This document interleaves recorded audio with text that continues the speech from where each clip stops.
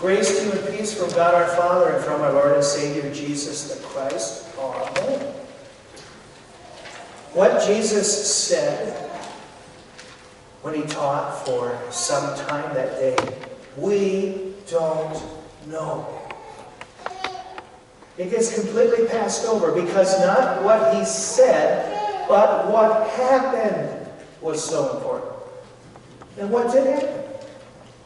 Well, people were pressing in on Jesus. So much so that he had to say, hey, let's use these boats. Put me out a little bit. I'll teach from the water. Lake Gennesaret, another name more familiar, the Sea of Galilee. Up in the north, that's where Jesus went first, because that was where it was the darkest. People had given up on the faith, and there was much turmoil. And when you're Jesus, you don't go where it's easy, you go where it's not. What did he say? I don't know. But he did tell the disciples, let's push these boats out a little further. I think we should do some more fishing. More fishing, said Peter. What good is it going to do to fish during the day? You fish at night. When the fish come up, not when it's hot and they're way down and the nets can't even reach. But if you say so, Lord, we'll do it. And so they pushed those boats out. I put a picture of one of those boats from Jesus' day on the Facebook site. An archaeological find, actually, when the shore receded during the drought. One of those boats that had sunk. Not one of the disciples' boats, but a fishing boat from that time. Quite an interesting find. It tells us those boats were typically as long as a school bus. They had two decks. Upper deck, where the men worked. Lower deck, where they had their equipment. They had a rudimentary kitchen where you could cook food. They even had a place where you could rest. Take a nap like Jesus does on one occasion before a storm brewed and almost sunk the ship. Big boats, a team of men. If you were a fisherman, you had some means then. You had to have the money to maintain a couple of ships at least. And you had partners because you couldn't do this all by yourself. And Peter and Andrew were in business with James and John and Zebedee. They had to have nets. They had to know bookkeeping.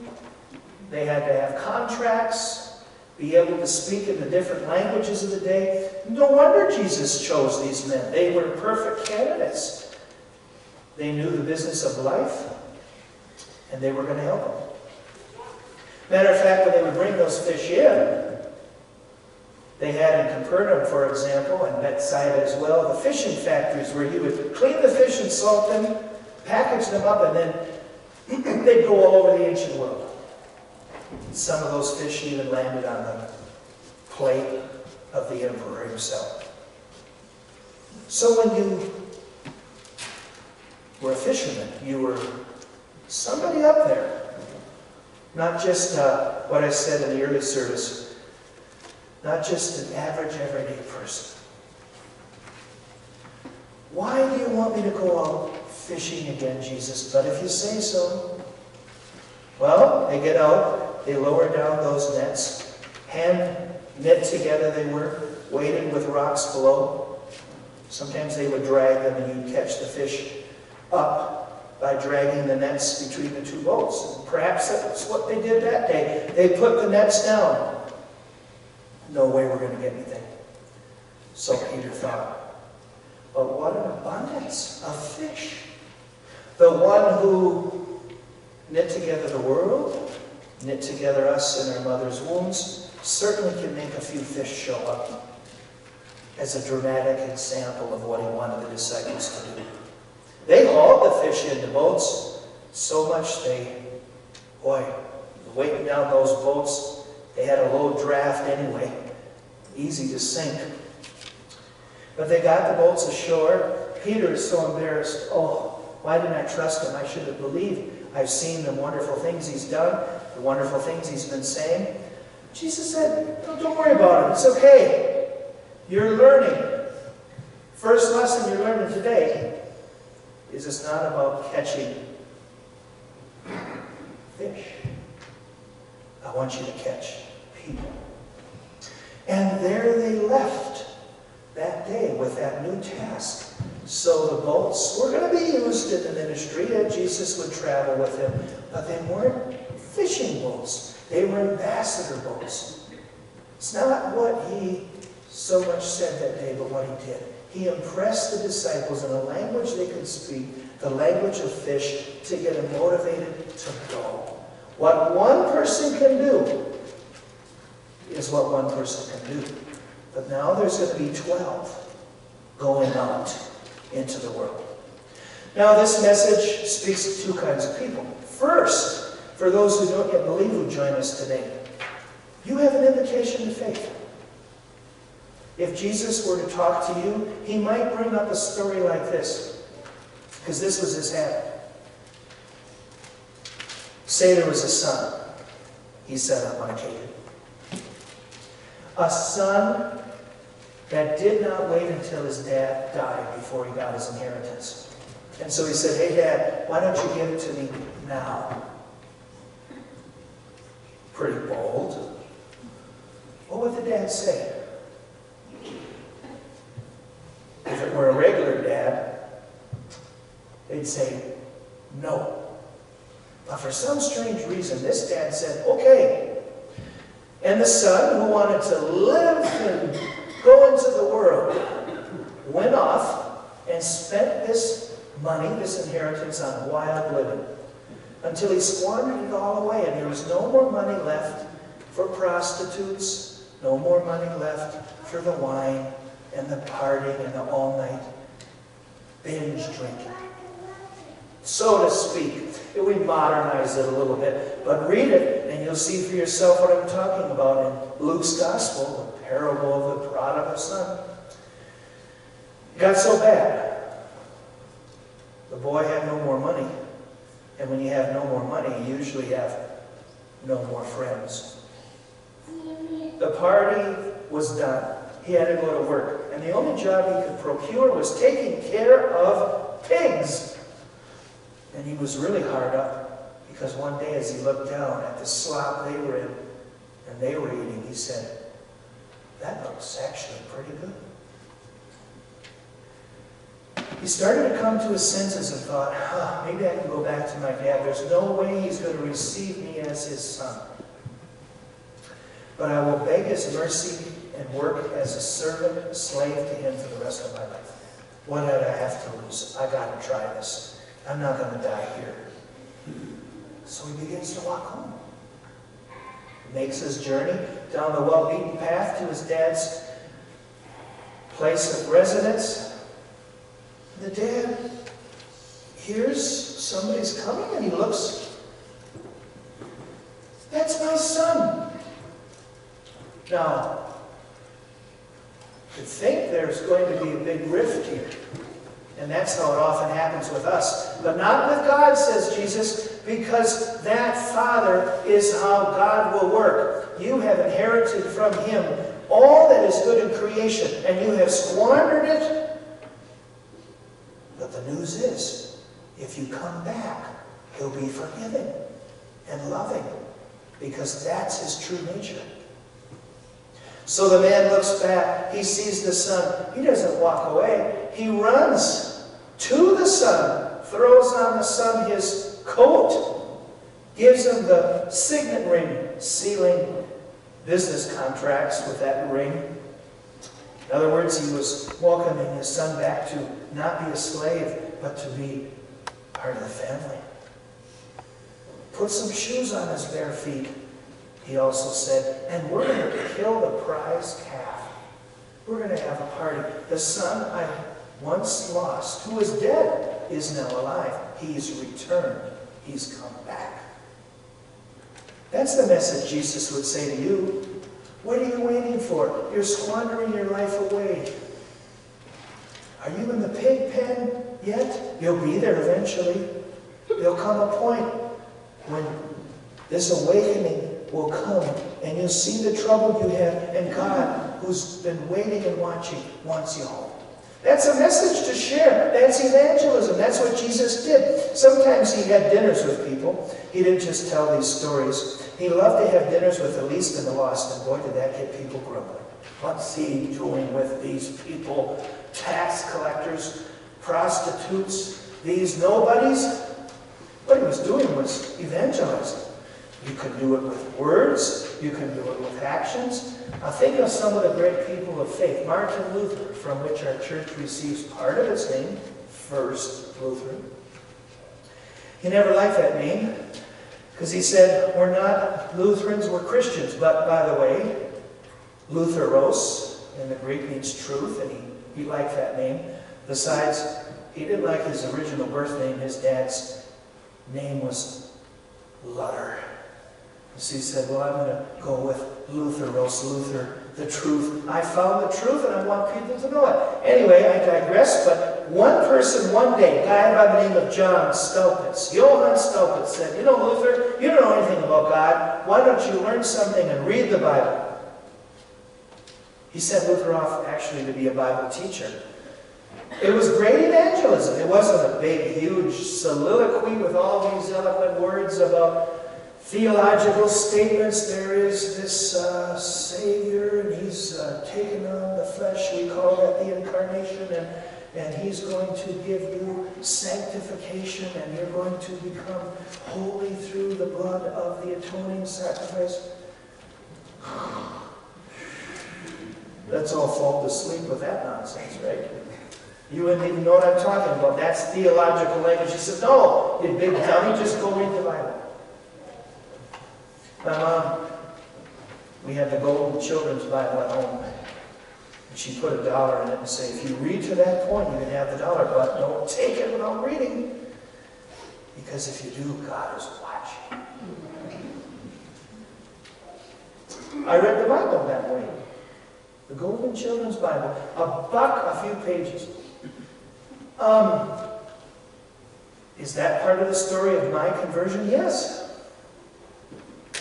Luther read, in particular, the letter Paul wrote to the Romans, and his eyes were opened, he said, and it all made sense. And though he had been trying to practice the faith by winning his way to heaven, he now realized God wins the way for us. It's not another religion to believe, it's a person to trust. And he preached it and even nailed onto the door in the church in Wittenberg points of argument, 95 points to argue to make this clear again, because it had been lost in his day. And he wanted to evangelize. Caused a lot of trouble, the Reformation, but it was an evangelistic movement. There's others. How about a person from the present? Maybe some of you have heard of Christopher Hitchens, one of the famous new atheists who now passed on. He got some cancer in his esophagus. Well, his brother became a Christian. They used to always argue about that. His brother was a very generous soul, Peter. He's still alive. Maybe if you watch the British Broadcasting Corporation, which I'm not too familiar with, but he's, as I understand, on from time to time, giving very colorful commentary. Well, you have one of the most famous atheists with now one of the most famous Christians from Britain. What caused him to come to faith? Somebody painted a picture. Evangelism is strange how it can work. We need people to write songs, people to paint pictures, people to put dollars in Bibles, people to tell Luther to read the Bible, people to do dinners and talk about stories of lost sons who can come back freely and forgiven. Well, he was in this church, and he was purely there because some of those churches in Europe are just wonderful to see. Maybe some of you drove, and they're gorgeous, and the scenery is terrific. Well, he was there just to look at the artwork because he was kind of an art aficionado.